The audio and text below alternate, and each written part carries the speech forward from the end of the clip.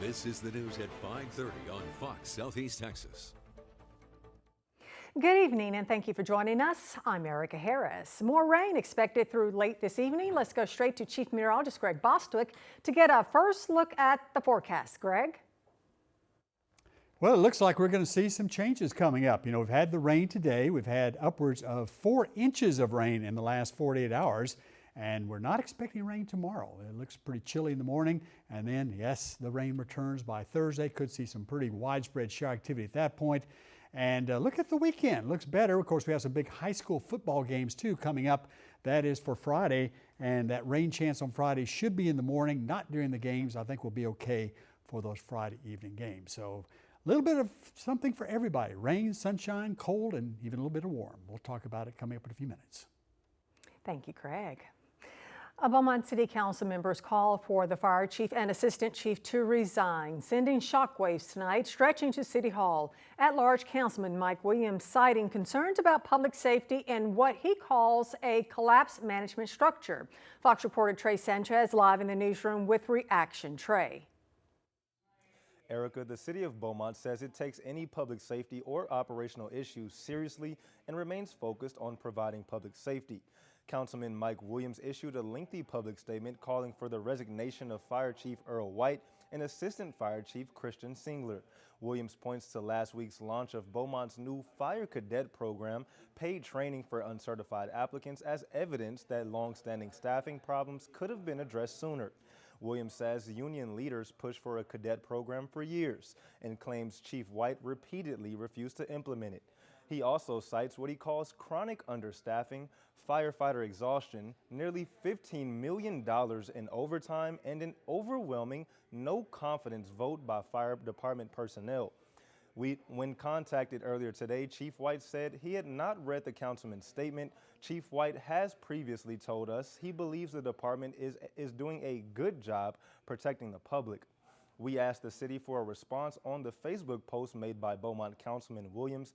The city says city council members are entitled to their opinions and to raise concerns, but at the same time, matters involving department leadership or employment are governed by city charter and civil service procedures.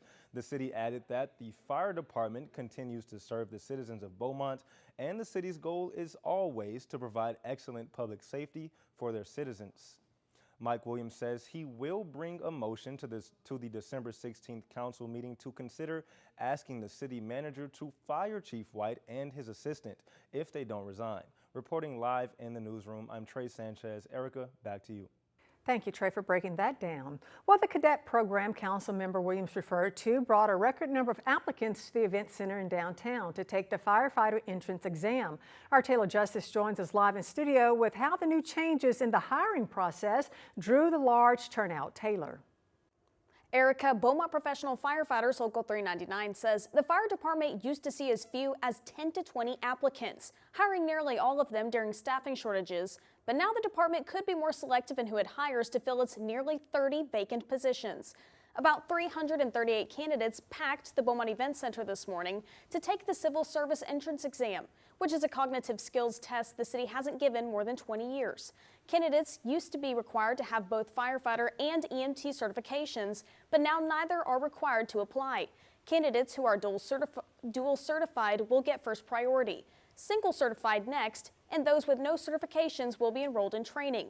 The president of Beaumont Professional Firefighters says the city will pay about $6,000 to $7,000 per person for training in both certifications, a cost still cheaper than paying for overtime during staffing shortages.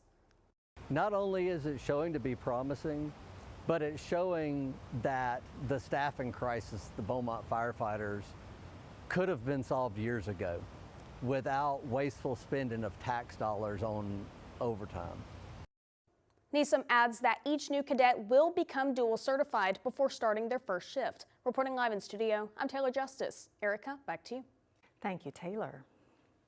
Tonight, 2 murder suspects are jailed on bond so high getting out of jail is next to impossible. A judge set bond at $2 million each for 22-year-old DeAndre Carey Jr. and 21-year-old Kenny Johnson.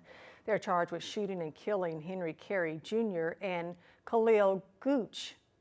Fox Southeast Texas obtained court documents for the arrests. They indicate the suspects were involved in a two-car crash while leaving a club early Sunday morning just outside of Silsbee. According to the affidavit, after the second crash, Johnson says they approached the driver and demanded money instead of calling law enforcement. Johnson says the driver refused, so the two suspects got pistols from their car. He says one of the other men tried to hit him and struck Carey. According to Johnson, he shot the men 3 times and Carey fired about 6 shots. The 2 victims died at the scene. A doctor is on trial tonight, charged with sexually assaulting a patient. A mistrial in February is prompting the second trial for 71-year-old Nir Ben Noor.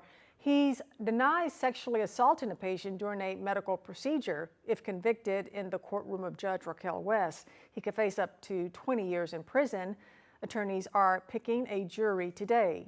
Testimony begins tomorrow.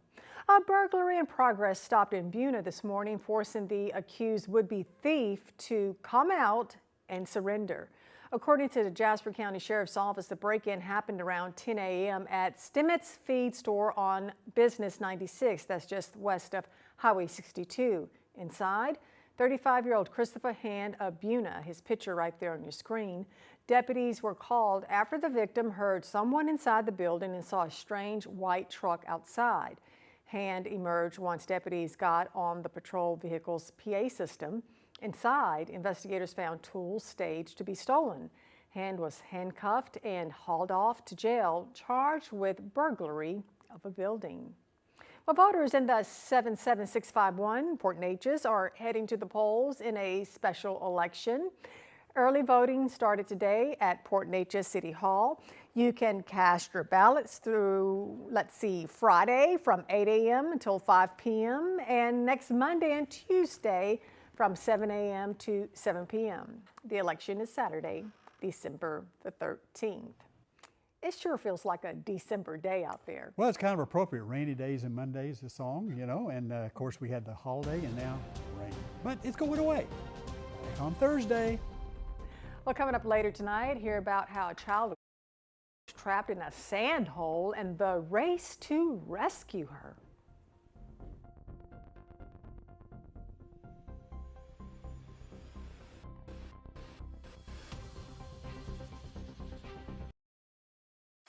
Now we go beyond the 7-day with Chief Meteorologist Greg Bostwick. Well, rain continues, and a little shower just come across our studios here in Walden Road, kind of letting up right now. Boy, the clouds are really low, as you can see, down to about 400 or 500 feet off the ground. You see the northerly flow too. It's just raw out there tonight. Temperatures holding in the mid-40s with off and on light rain, drizzle, and even some heavier showers. Mauriceville, 1 mile north, boy, they had a good rain there today, 1 2/3 inches. 3.5 basically in the last 48 hours. The winds have shut down there right now, and 46 degrees, dropped to 42 this morning. Over at Nome City Hall, they've had about the most of anybody, at least in the 48-hour period. 4 1/4 falling there, about 2 inches in the last 24 hours. It's 46 right now. That is the high for the day. Started out at 43, sponsored by Dogaze and Market Basket. Let's take a look at radar, see the rain moving on out, although some additional showers keep popping up from Beaumont westward and then northward up into the lake. So we're not quite done, basically done, but there'll be a few passing showers for the next few hours. You can see a wider view up toward Jackson, Shreveport, rain falling.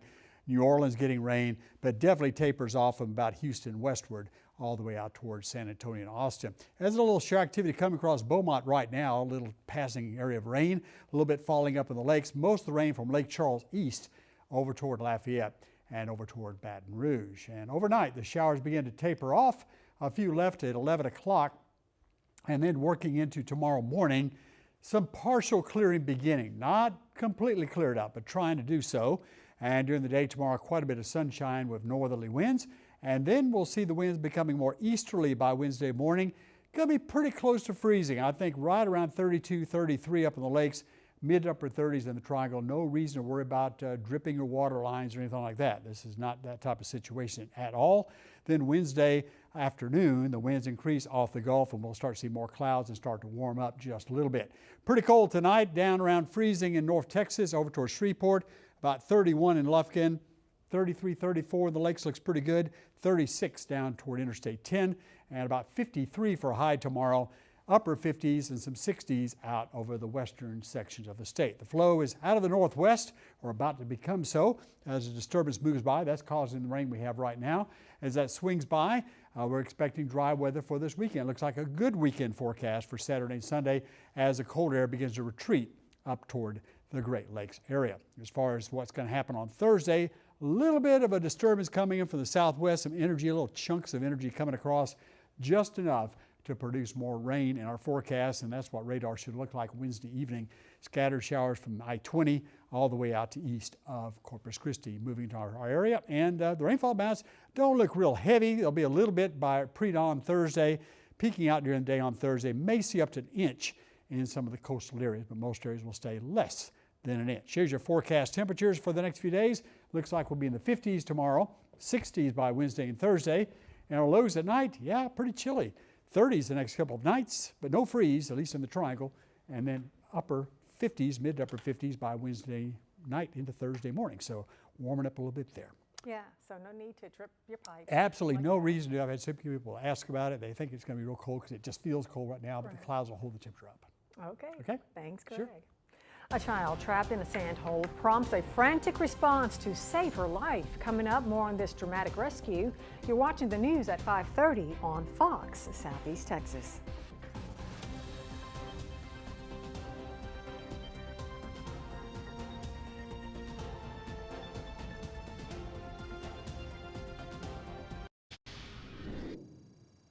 Did you hear about this story? Tense moments for a family after a 12-year-old girl gets trapped in a sand hole north of Houston. The Woodlands Fire Department says the girl was digging in the sand when the sand caved in, burying her in a large hole. Officials say the girl's father was able to clear the sand from around her head, allowing the girl to breathe. When firefighters arrived, they saw only the girl's head and face. That was the only thing visible. With shovels in hand, fire crews carefully removed the sand from around the girl, eventually pulling her to safety. Thank goodness. After a quick checkup from medics, the girl was released to her parents. Good news there. Well, Black Friday kicking off the shopping season. Some early indications on just how much you may spend, along with millions of other Americans. That's straight ahead.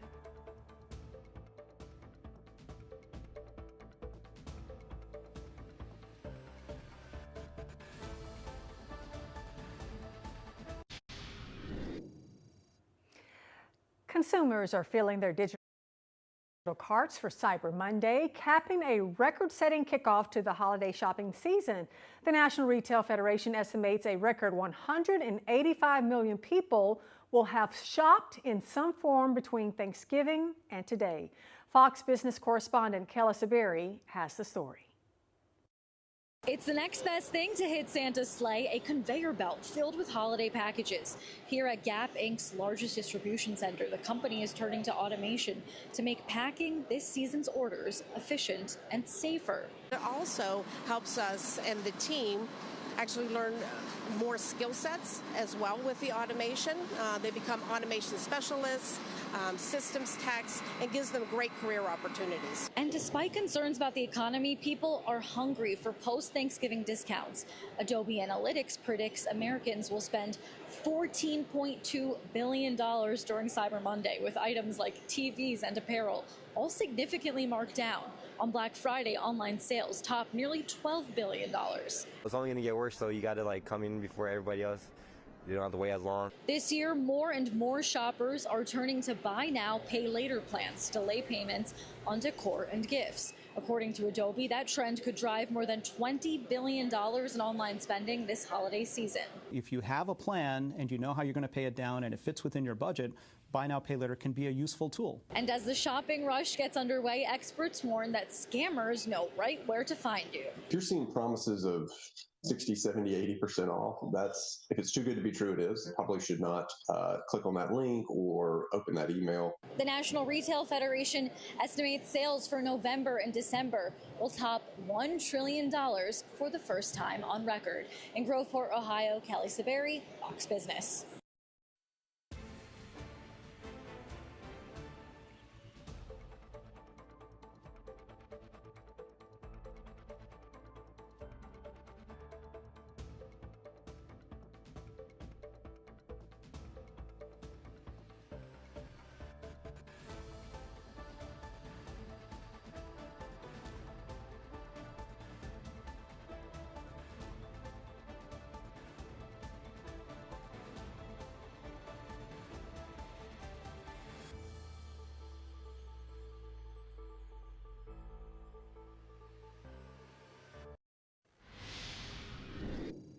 Oh, boy, when you add the rain to the cold, it feels like it's even colder outside. Yeah, I've been in many areas of the country. Sometimes Southeast Texas is as cold as any place. When you have that moisture and the wind and the rainfall occurring and the temperatures in the 40s, that's pretty rough.